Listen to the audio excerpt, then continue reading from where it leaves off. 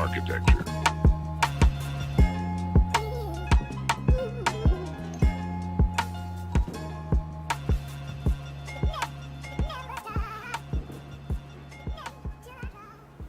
So, is Skynet taking over?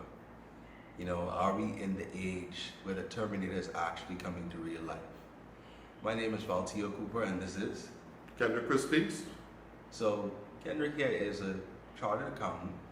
He works for Bahamas. He's also a forensic accountant as well, and he also does fraud and also audits.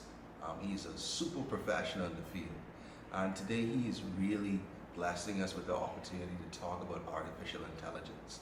And it's such a fitting time, you know what I mean? Because you have the rise of ChatGPT, you have the rise of deepfakes, and so many artificial intelligence softwares that are here already. So it's our job to not only know about it, but also to know how it's going to impact us and also impact the Bahamas. So in this video, we'll be going through a series of questions about artificial intelligence. It's going to be one big video first, and we're also going to break it down into bite-sized components so that you can all watch each part separately as well.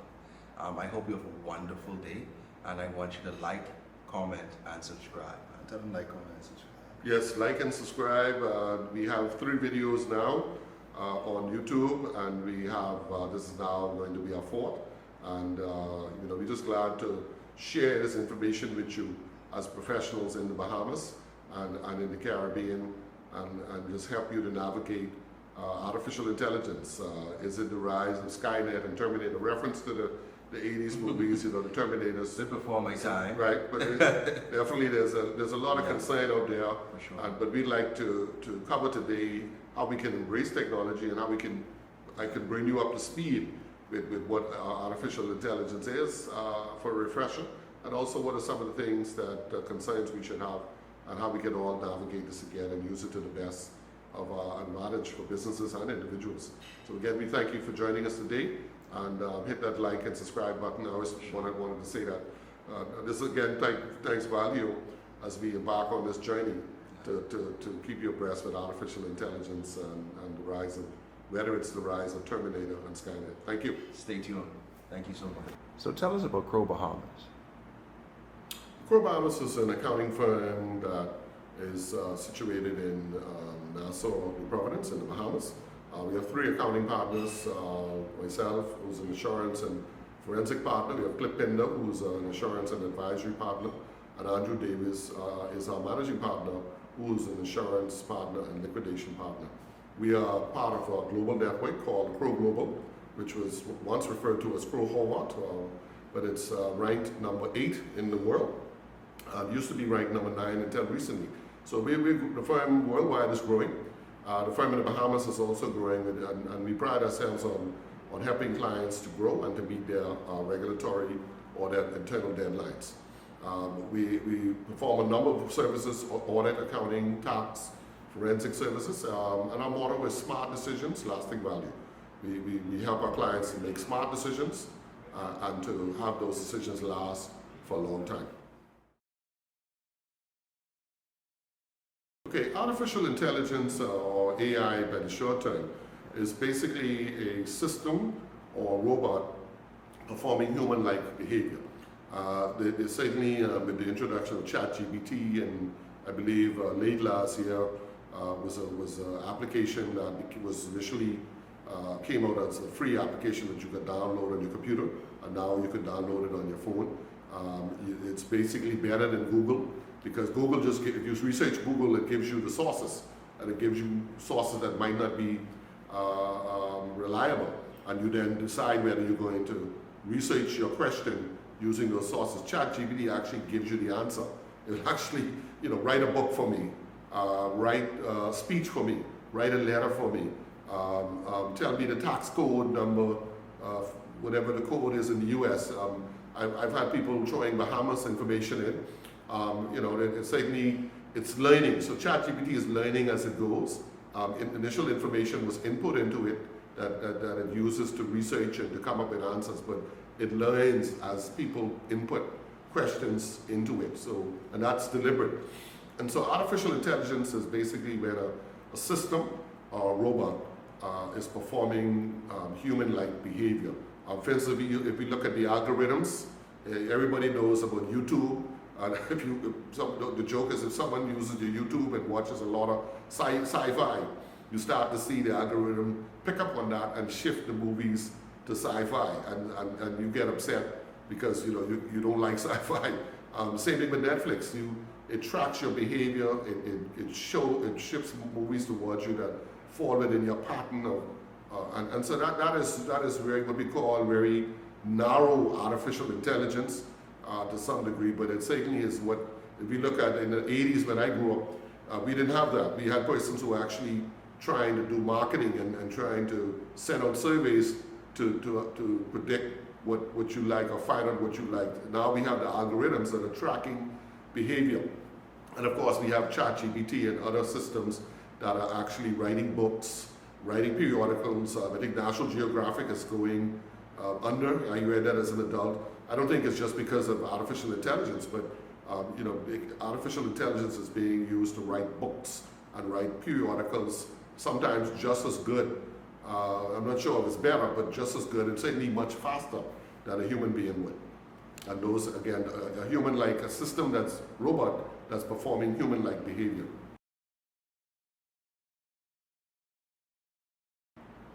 Okay, so there are basically three types of artificial intelligence, depending on what you research. And you could go in ChatGPT and type this in, and it'll give you an answer as well, or in Google. But there's what we call artificial narrow intelligence, artificial general intelligence, and artificial super intelligence. All right, and so we've got, again, artificial narrow intelligence, artificial general intelligence, and artificial super intelligence. With artificial narrow intelligence, you're looking at machine learning. So simple applications like Siri, Alexa, they fall in this category. They're performing some type of machine learning. They're simple algorithms, and simple intelligence. That's the basic. And then we go to the general, which is the machine intelligence. So this is a second level where these applications are demonstrating a more higher level of similar human-like characteristics. Okay, and then we now go to the machine consciousness, and this is where ChatGPT and the various robots now, which again you can artificial intelligence, and I just want to clarify, is not necessarily in a robot. Artificial intelligence can be embedded in a system, which has no shape, no robot features. But a robot, in order for it to have artificial intelligence, would have to have elements of artificial intelligence embedded in it. Otherwise, it's just a machine walking around.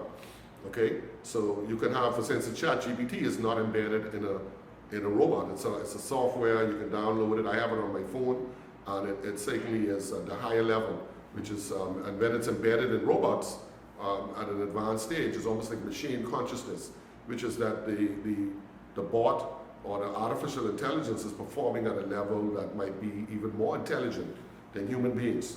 And this is where we come into this whole concept. For instance, we've had Microsoft Bard. That was an artificial intelligence application that broke down at some point, and there were some others that, Bard, I think, made some mistakes initially when it was asking questions. And then it was another bot, artificial intelligence machine that basically threatened to kill certain people after it was tested by certain programmers. So there's some learning, there's some growing pains as this artificial intelligence develops. There's information that goes in, and we'll talk about it later in the video, that needs to be audited. The data needs to be checked, and also that There's, there will be some mistakes, and we can minimize those as we go along. So we avoid Skynet, as you know, the Terminator reference, when Skynet took over the world and basically then bombed the world with nuclear weapons. I don't think we're there yet. I don't think we'll ever get there. So, is the Terminator soon arriving? In essence, is there anything to be concerned about with artificial intelligence, particularly fraud?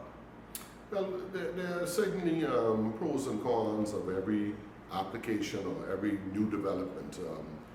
There's certainly the smartphone one can point to probably brought about a lot of good things in our lives, being able to save lives. Where the Apple iPhone, for instance, has a SOS feature that you get into an accident, it'll notify authorities. But then one could say that there was cons because people are spending more time in Facebook and WhatsApp and in the smartphone and losing sight of the everyday life around them. So there are pros and cons obviously with artificial intelligence. And we, as a certified fraud examiner and as a very skeptical accountant, we always try to help our clients navigate it and individuals around us, because persons feel threatened by some of these new developments. I always say that you need to embrace it because it's not going anywhere. You need to learn about it, utilize it, and so that you can warn anybody else or direct people on how to use it. But, some of the cons with artificial intelligence is that it can be obviously corrupted or used by fraudulent persons to carry out their nefarious deeds. For instance, there's the deep fake videos that have been used for taking a person's image or voice even and placing it on another body, or placing words with it. Obama, I think, and Barack Obama, Trump, some celebrities have been all victims of this. Sometimes it's done for fun. Also, we have cases where I think there was a case where there was a father that got a call from his son, and the voice sounded just like his son's. And the long story short, that he ended up paying some people that he thought were the lawyers for his son, and he found out later that was basically a fraudulent scheme. And he was surprised because he said the voice sounded just like his son. So there's some belief that artificial intelligence, when we use the term vishing is basically taking a video, taking some clip, Kendrick Christie, Valtio Cooper, to getting their picture from offline video. And we know that artificial intelligence apps can do this now. And you can place any number of words in there, doctor it and send it. And so the person is getting a request for 20,000. I'd say I'm stuck on the airport, but they're actually getting a video that shows you stuck on the video or stuck on the airport. And so if you are not swayed by the email, you might be swayed by the phishing video. All right, and then just for retribution and blackmail as well, as you can draw your conclusions there. The concern too about artificial intelligence is loss of jobs as well, right? Bahamas has been, we've been working with trying to educate people about that. There are some professions that are basically. In fact, ironically, the audit and accounting profession has been predicted for years to be decimated by artificial intelligence, but a lot of the reports show that the audit and accounting professions have grown. So what has happened though, that the jobs are a little different when you have artificial intelligence. So for instance, the writing profession has been definitely decimated. There have been a lot of writers and editors and terminated, and artificial intelligence is being used to write books and editorials. But what has happened is that there's a need for review. There's a need for a review of the data. Persons to make sure that the data that is going into these artificial intelligence machines is being reviewed properly and is mistake-free. So there'll be an evolution of jobs to make sure that you yourself are well versed in artificial intelligence and the jobs that are needed in this day and age.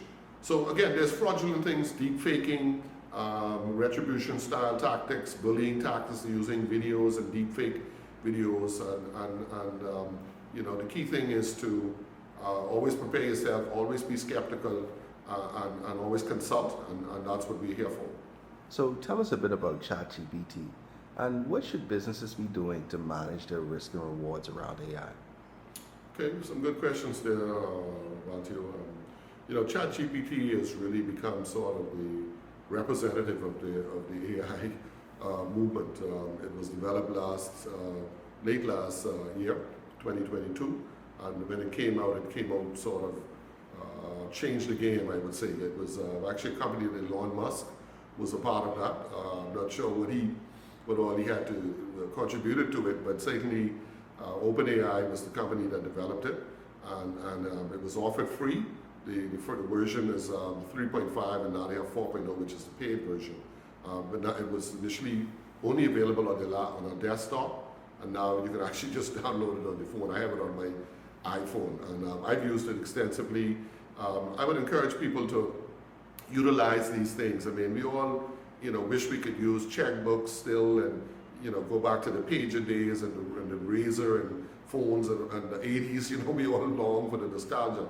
But the thing is that times are moving. Technology is moving very fast, and I always say that my mantra is to embrace technology. I actually use ChatGPT to write letters. I just tell it, prompt it, please write a letter, to so and so. Please write a speech. Please, again, I explained earlier that Google, I think they're developing their own artificial intelligence, but Google basically, when you search, it gives you threads of information that you have to click on and then go and look and determine whether this is reliable. In the case of ChatGPT, you can say, look up, prompt it, use prompts when you're in ChatGPT. Please look up tax code, or please tell me how to treat a gas expended on a vehicle in the US. And it will basically give you the answer. It will tell you sometimes that it cannot give you the answer. Again, you have to be very careful with your prompts. But I've used it again, and it's certainly in the tax industry, it's certainly resulting in a shakeup, because it can research the entire U.S. tax code as well as the legal information. Again, it's very accessible, and persons are using it. There are other types of apps out there.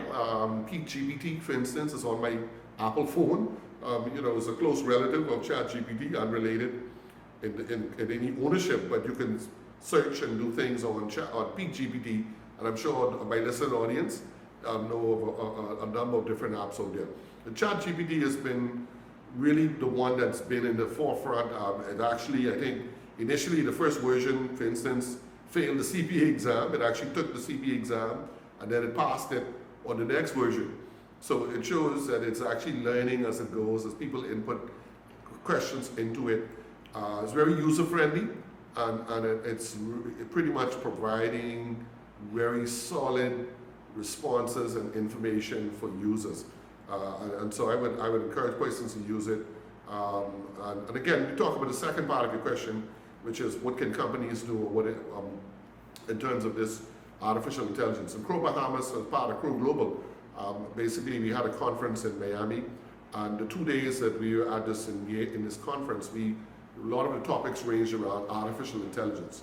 What we encourage businesses to do is to basically design a policy on artificial intelligence, measure the risk from fraudulent events or other incursions due to artificial intelligence, and basically enlist a consultant or make sure their information technology manager or accountant is up to speed on artificial intelligence. So again, designing a policy on artificial intelligence, doing a risk profile on how does artificial intelligence, how it can potentially affect your business, and 3, ensuring that your executives, your consultants, your accountant, your information tech manager is up to speed and has done courses and understands artificial intelligence. And it's moving very rapidly. Key thing is to keep up to speed with it, utilize it. We spoke earlier about the risks due to people using capturing voices, capturing videos. That a lot of us have that information right online, and criminals can use that to enhance their hacking techniques or incursion techniques to try to get into the company's websites or into their data stream. So we encourage you to use it though. Use it, and we believe that there's more pros and cons, and we don't think that Skynet is here yet. And of course, the Terminator reference, when I know Valdir was a little young to remember that, but you know, the Terminator came to protect the world in that instance. After the first Terminator, Arnold Schwarzenegger came to destroy it, and Skynet took over, and which was basically an artificial intelligence that was trying to control the world's nuclear resources. You know, we always have to be mindful that anything that we create as humans, systems can be used against us, or persons can corrupt it, or certainly even within those machines, there will be instances where there will be corruption. When I say corruption, in the sense of data corruption or bias, and so that's where we as auditors come in, where we can actually audit the information that's going into these artificial intelligence machines. And Proglobal is actually one of the leaders in performing audits of this information, so that, you know, persons, for instance, of color are not wrongfully profiled with facial algorithms and facial techniques, and amongst other applications. Again, we thank you. We ask you to continue. This is my fourth video in the series. We had two videos initially on fraud, one on FTX, Bahamas, and now this one on artificial intelligence, the rise of Skynet. Is it the rise of Skynet and Terminator? We hope that you would hit like and subscribe on our videos. And thanks again to our videographer, Valdir Cooper, who does this as a hobby. His first love is the medical field, and you know, he's very good at both of them. Thank you very much.